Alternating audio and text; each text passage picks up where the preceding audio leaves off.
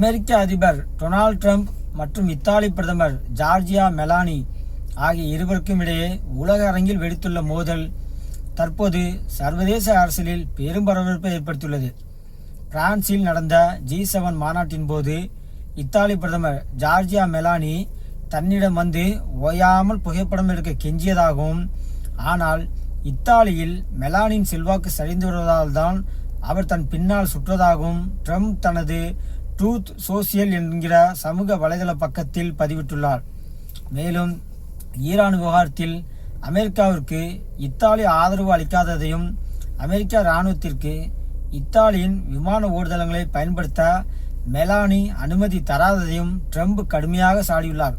America Italy போன்ற NATO நாடுகளின் பாதுகாப்பிற்கு பில்லியன் டாலர்களை கொட்டி கொடுக்கும்போது, இப்போது ஈரான் விவகாரத்தில் அமெரிக்கா ஜெயித்தவுடன் மெலானி தனது செல்வாக்கை உயர்த்த மீண்டும் தன்னிடம் நட்பு பாராட்ட துடிப்பதாகவும், அதற்கு தனக்கு விருப்பமில்லை என்றும் ட்ரம்ப் திமிராக கூறியுள்ளார். ட்ரம்பின் இந்த சர்ச்சை பேச்சுக்கு சற்றும் தயங்காமல் உடனடியாக மரண மாஸ் பதிலடி கொடுத்துள்ள இத்தாலி பிரதமர் ஜார்ஜியா மெலானி, ட்ரம்பின் பேச்சுக்கள் அனைத்தும் முற்றிலும் ஜோடிக்கப்பட்ட பொய்கள் என்றும், அமெரிக்க அதிபர் தனது நட்பு நாடுகளிடம் ஏன் இப்படி அநாகரிகமாக நடந்து கொள்கிறார் என்று புரியவில்லை எனவும் விளாசியுள்ளார்.